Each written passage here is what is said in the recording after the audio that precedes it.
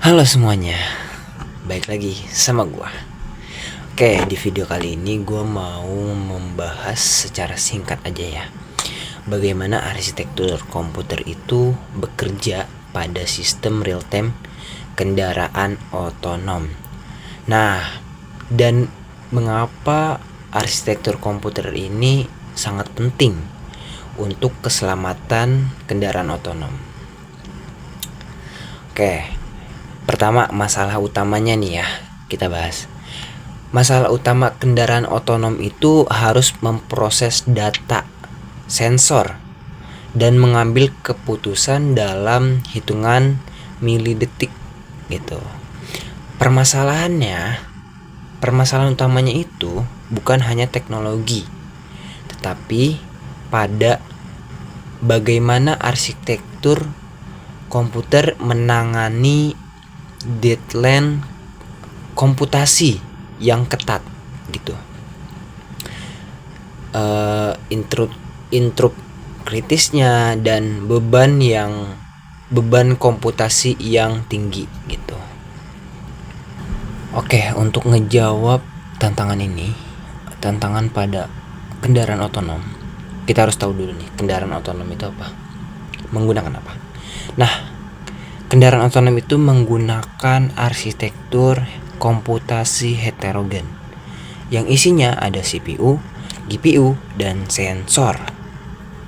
Nah, CPU ini berperan dalam kontrol dan pengambilan keputusan. GPU menangani pemrosesan data visual secara paralel. Dan sensor seperti kamera serta lidar itu mengirimkan data lingkungan sekitar secara terus-menerus. Nah, pemisahan tugas ini penting agar sistem dapat merespon secara real time tanpa hambatan atau bottleneck nggak sih, cuy? Gue nggak tahu dah, pokoknya hambatan gitu ya, tanpa hambatan tuh dia. Nah, kita ambil contoh deh, studi kasus ketika kendaraan mendeteksi pejalan kaki, contohnya nih ya, misalkan ada yang tiba-tiba nyebrang gitu, dan sensor ini langsung diproses oleh GPU gitu untuk mengenali objek tersebut. Siapa nih yang nyebrang? Pejalan kaki, berarti manusia dong gitu kan. Nah, dan hasil pemrosesan kemudian dikirim ke CPU. Nah, setelah GPU ini memproses hasilnya, kemudian dikirim ke CPU. Untuk apa? Untuk mengambil keputusan mengerem otomatis, cuy. Gitu.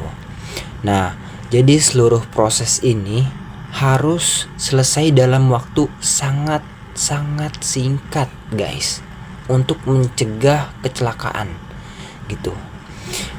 Jadi dari analisis ini dapat kita simpulkan ya, kalau bahwa arsitektur komputer itu memegang peran penting dalam menentukan kecepatan, keandalan, dan keamanan pada kendaraan otonom tersebut gitu, cuy. Tanpa arsitektur real time yang tepat, sistem kendaraan otonom beresiko mengalami kecelakaan atau kegagalan yang sangat tinggi gitu. Oke, mungkin itu aja sih dari gua untuk bahas ini. Thank you yang lu udah mau ngeluangin waktunya buat nonton video gua. Oke, see you next time, bye.